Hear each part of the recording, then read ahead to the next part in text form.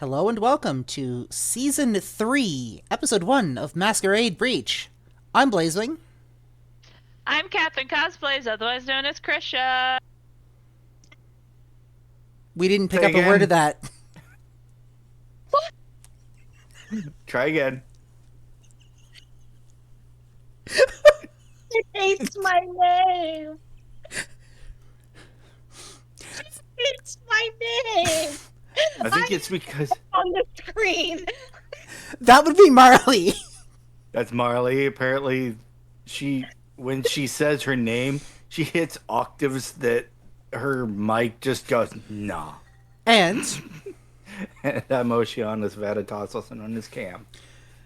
like I said, we're getting into Season 3, Episode 1 of Masquerade Breach. Hotel Transylvania 2. But before we do that, shh, don't tell the Camarilla. Abraham Lincoln and Jesus Christ are soon to have a face-off, and there might be kissing. There might be. All right, guys. We sat down and watched Hotel Transylvania 2. Oh no, we didn't just sit down to watch it. We sat down to watch it probably 5 different times. And each time, Blaze struggled to watch it. Yeah, not only did I struggle to watch it, every time we sat down to watch it, things went sideways in other projects that I've got that I had to then devote my attention to. So I've got, like, bare bones knowledge of what this movie was, the plot points, and that's it. I don't have any of the finer details. I don't have my list of, like, unhinged commentary. I have nothing. So y'all are on your own this episode. I might step in with a little bit of commentary here and there, but enjoy that. All right. I think that works. Yeah. Yeah. So So, should I start? Go for we it. need. I think we need a little something. Okay, so this is probably another one of my favorite movies of all time, just because I feel like with Hotel Transylvania 2, they really hit their stride. They said, we're gonna make, like, it's like when Shrek got budget and made Shrek 2, and they were like, okay, we got budget now. Like, the gloves are coming off. So it starts off with the wedding of Mavis and Jonathan at the hotel. And this is like a meet the in-laws moment, because Johnny's family comes from obviously the States, but they're normal humans for this wedding. And the monsters are just as weirded out and terrified of the human family than the human family.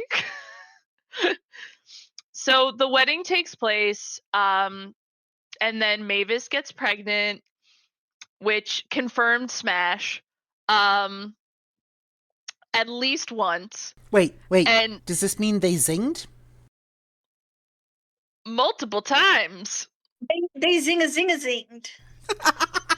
I want to continue, please. So, Mavis has a son. Mavis and Johnny have a son named Dennis, who is the perfect combination of Mavis's and Johnny's features.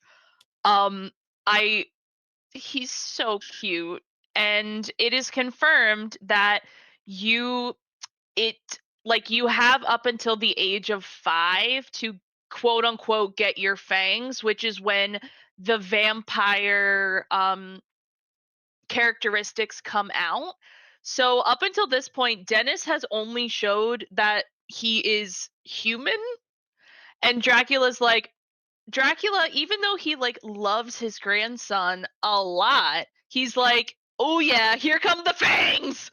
Like, obviously he wants to encourage this, but Mavis, being a very overprotective first time mother, is like, I think we're gonna move to where Johnny's family is. And Dracula's like, oh fuck no, no daughter of mine, like, no, just like I don't want them to move away. So then him and his buddies go on a wild adventure to encourage the fangs to come out and for Denisovich to become a full vampire. Now, something I want to point out, Johnny's father is played by Ron Swanson from Parks and Rec. And Johnny's mother is played by Tammy too from Parks and Rec. And the actor who plays Ron Swanson and Tammy too, they're married in real life.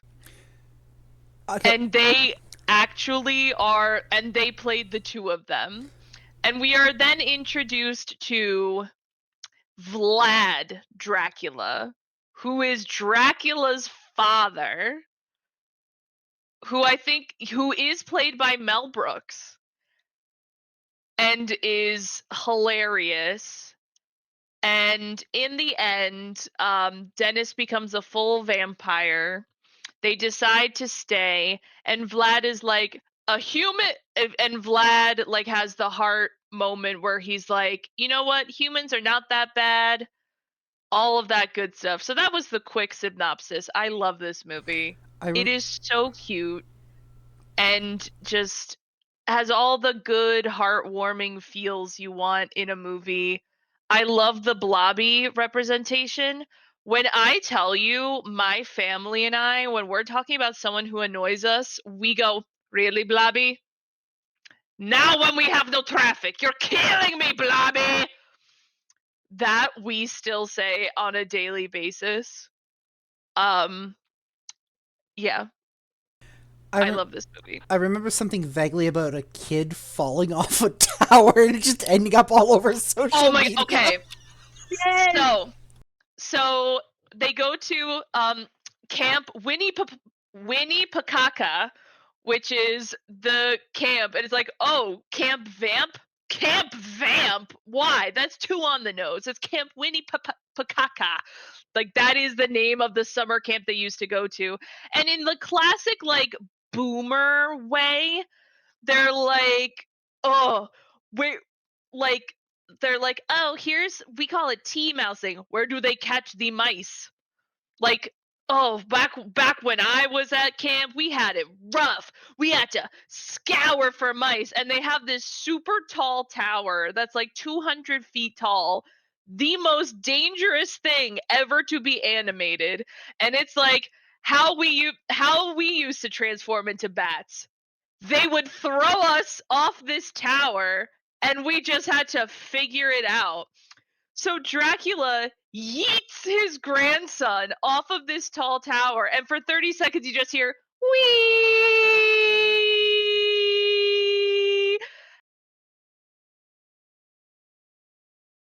No. Takes his glasses and goes, oh, I can't watch! And he takes off his glasses and folds them up. Oh my god. But literally, just like, that moment is so funny. It's like, he's getting too close to the ground! Yeah, he's not gonna fly. And then Dracula jumps off to, like, catch him. But, like...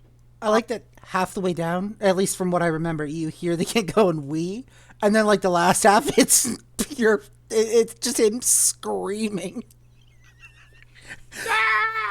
Okay, my favorite part was right after that when everything caught fire and you finally get to fire. Stop, drop, and roll! Stop, drop, and roll!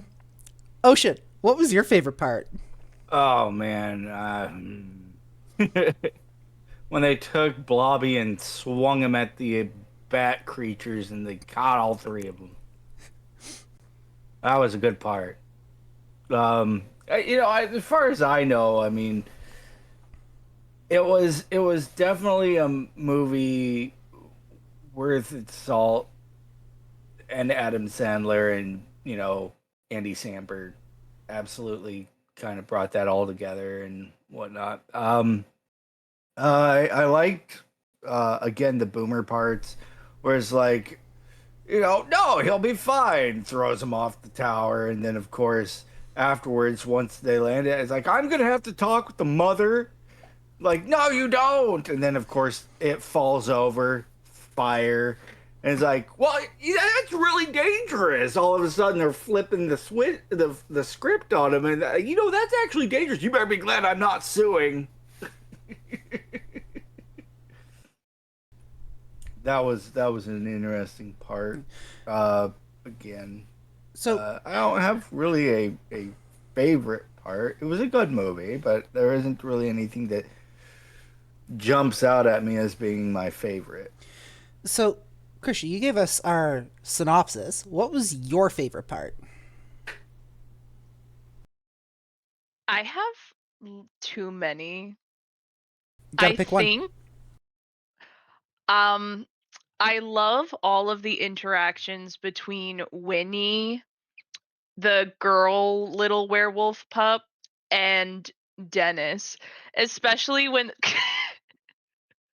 Slurpee. Oh, so when they're in the mini mart and she's like, "Have you tried this Slurpee?" That's why whenever I get a Slurpee from 7-Eleven, I call it a Slurpee. It's from that movie. It was like, "Would you like a Slurpee?" But literally when they're in like the little clubhouse and it's like, "Cuz when I'm I hope you enjoy your meal, cuz when I'm a CEO and running my own company, you can't expect homemade meals like this anymore." Winnie, yes, we Winnie, all she love is the Winnie. like Throughout, this.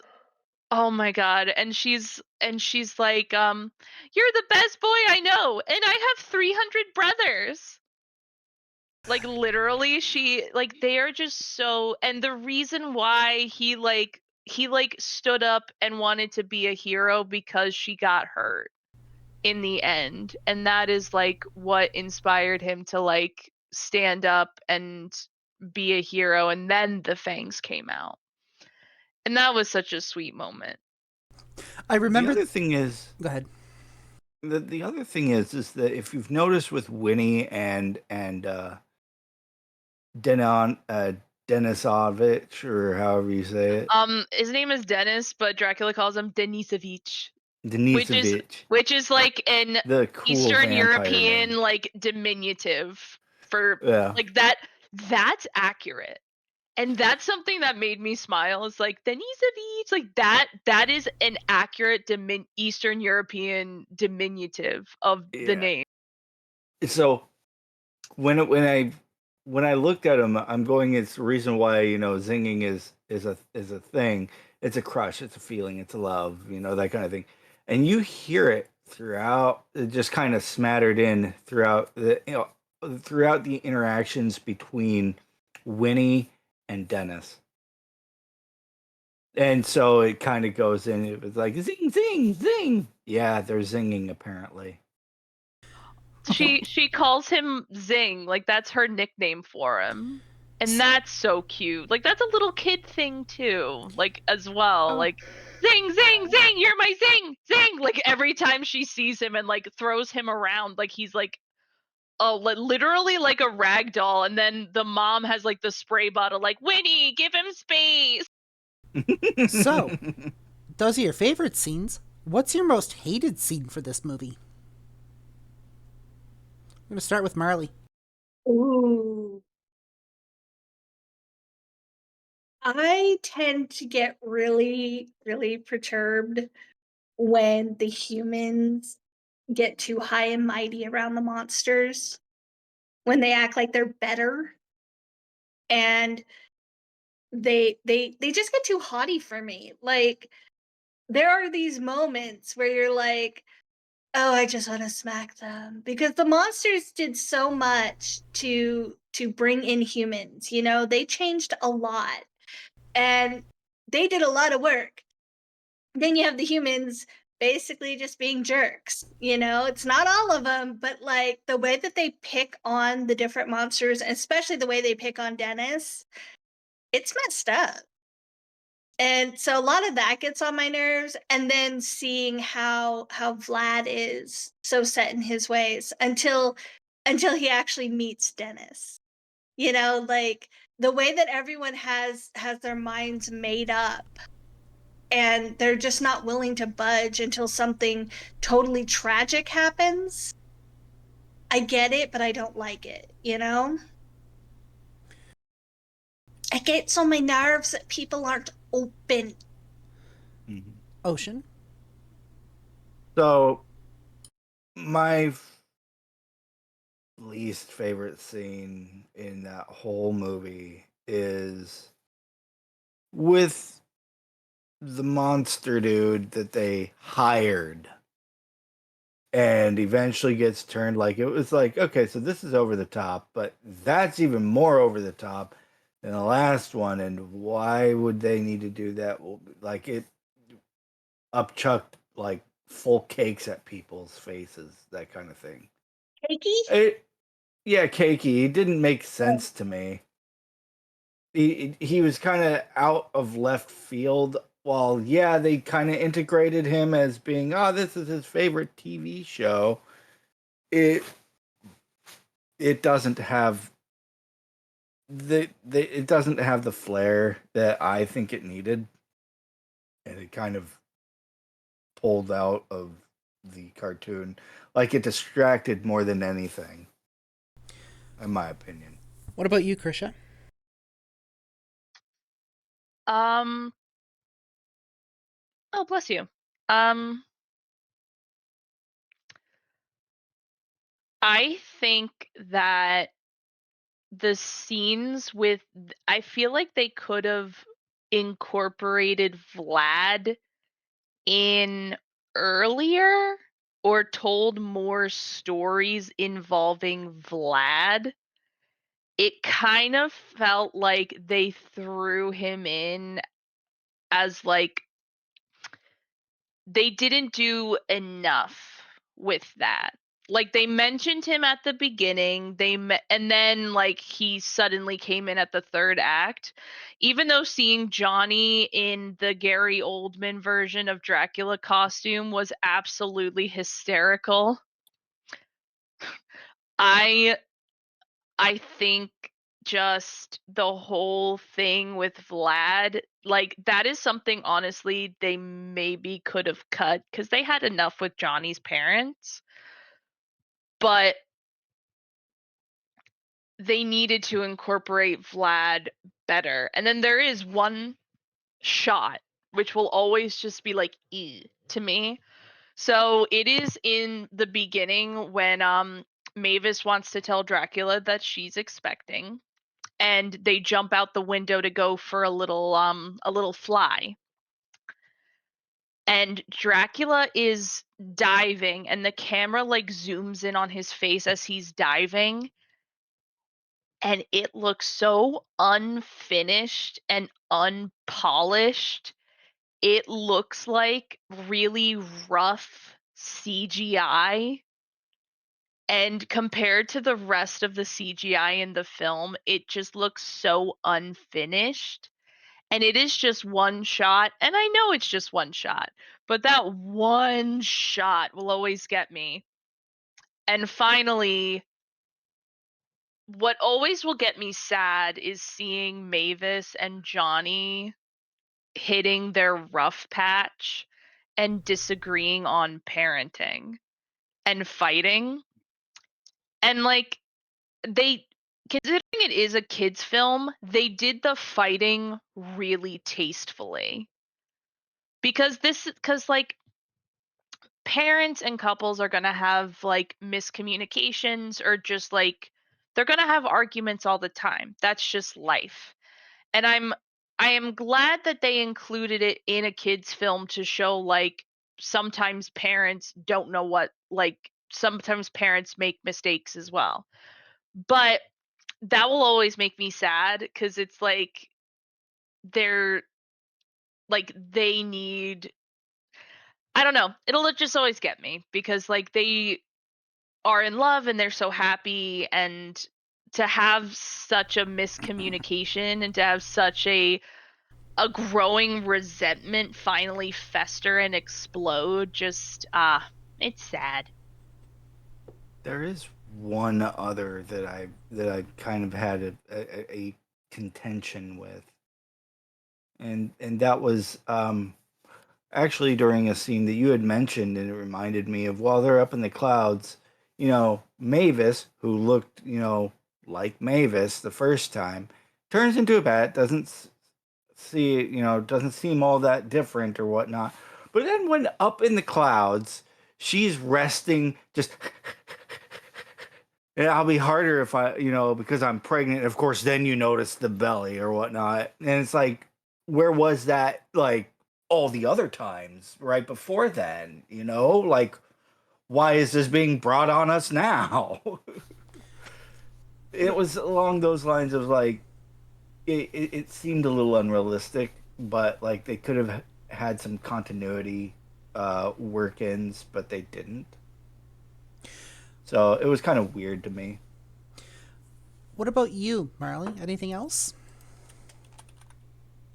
I think that there was a lot put into showing all the different sides. And one thing that stood out to me was the way that they did integrate the parents' point of view into kids with, their kids having their grandchild. Because obviously, Drac had a lot of opinions.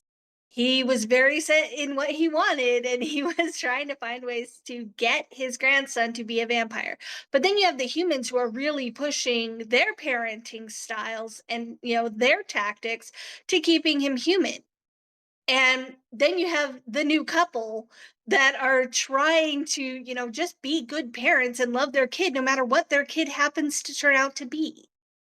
And it was a very strong and powerful showing of the different dynamics and how the families in the end had to come together and compromise, because it was actually going to be the grandson Dennis that was going to be what he was going to be.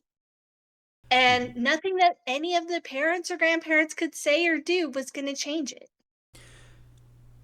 I think for me, and again, I have limited knowledge of this movie because just everything went wrong when I sat down to watch this movie. Like, I'm pretty sure the universe just said, nope, sorry, this movie's not for you. You're not watching it. Go fuck yourself. The one thing that I did get to see that I absolutely loved towards the end of the movie, Winnie gets hurt. Dennis is basically like, oh, fuck that shit. You see the fangs pop, and then all of a sudden the kid starts beating up like full grown monsters and like handing their ass to them. I don't know if that's like rage induced or if that was like a frenzy, their version of a frenzy or what. But that's something I think that'll stick with me for a while. The kid's like, all right, stand back. I got this, y'all. Yeah. So, what would we give this movie for a rating? On a scale of 1 to... We do 1 to 5, yeah? No, we do 1 to 10. 1 to 5, yeah. Oh, we do 1 to 5. Okay, so scale of 1 to 5. Sorry, it's been a while. On a scale of 1 to 5, what would you guys give this movie? Would you recommend it to somebody else? And do you think it fits in kind of with vampire lore? We'll start with Marley. I would give it a 4 out of 5 because it's a parody of vampire lore. So yes, they hit on a lot of things. It's meant to be funny and silly. There are some things that only a kid could enjoy about it. There are some things that start to hit on topics that make it not a kid's movie. So because of that, I have to drop a point. I'm sorry. I had to drop a point. But it's still 4 out of 5 because I would watch it any day of the week, multiple times. And if you had told me all 80,000 times you were trying to watch it, I would have tried to watch it with you because I really do like it. I can watch it on repeat. But like I said, it's not something to be taken seriously. It's obviously just a comedy. So, it's me. Ocean. So this is getting me a 2.5 out of 5. This is the reason why. 1, it does not follow true vampire lore. apparently the way to beat the sun is placing on sunblock. The way to um, get around drinking blood is avocado. No, like there was no drinking of blood. There was no vampire, like workness. On top of it, it is a parody. It does parody a lot of good movies that are vampire. But would I consider this a vampire? Not in the traditional sense. It is not intended to be a vampire movie. It is a creature feature all the way through. And the connection between the two things of like the human world and the monster world combining, yes, I would say this is more of a creature feature than I would say this is a vampire movie. So first, I think Krisha's about ready to fight you there for a second.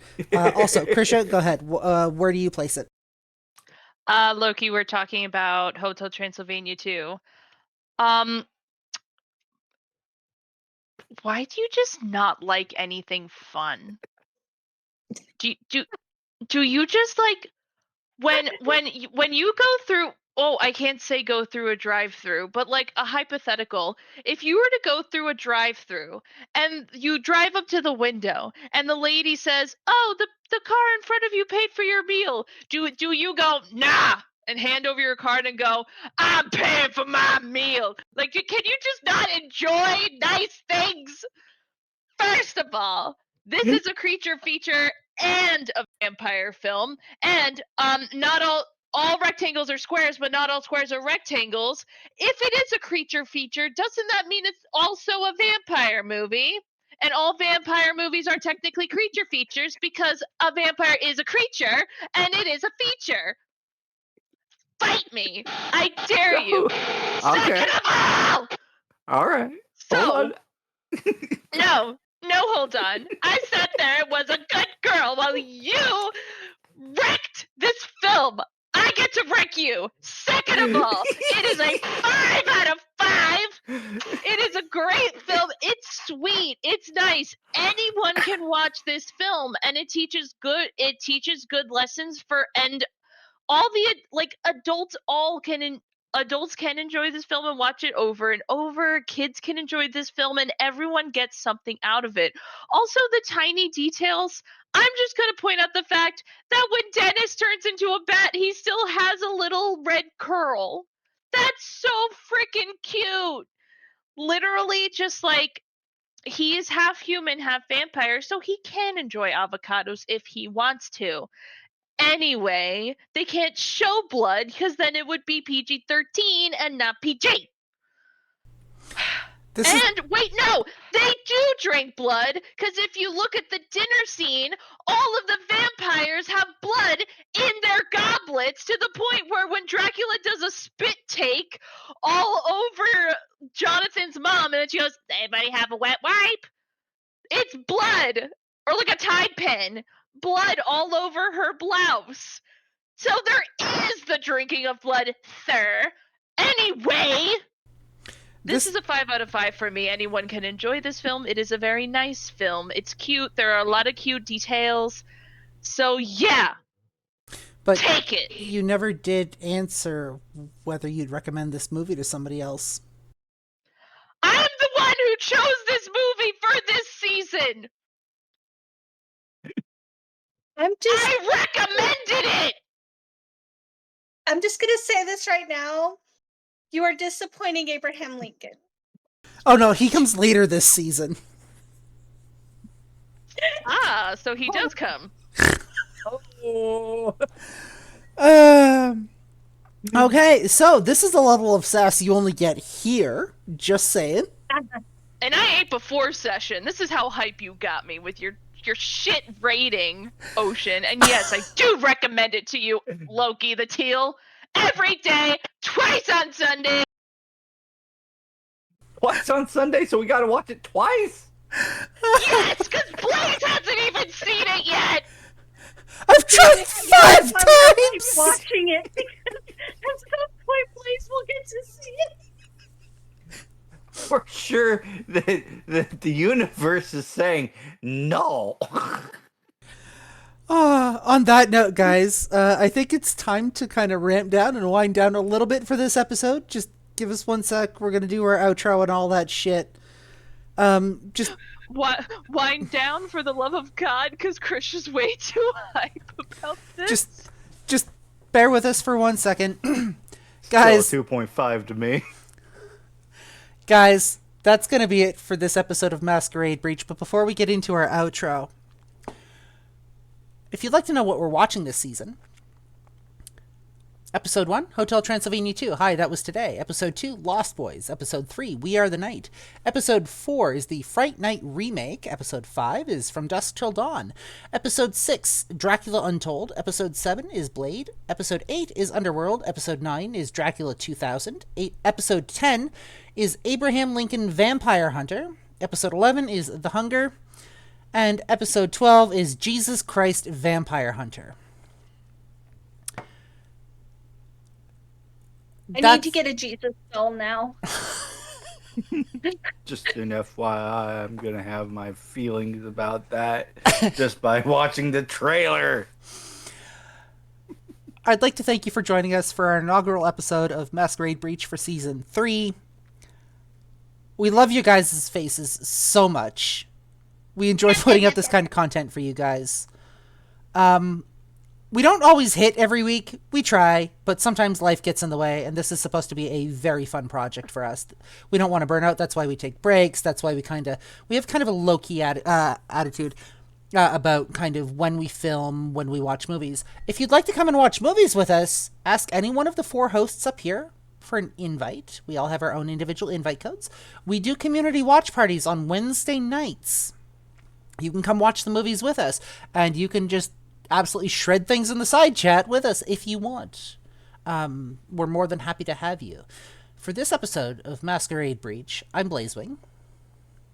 I'm Catherine Cosplays, otherwise known as Krisha. I am Marley. We got you this time. And I'm Oceanus Veritas, also known as Cam. And remember, don't tell the Cam Maria. We're still trying to take bets on what Krisha's yelling word is going to be for this season.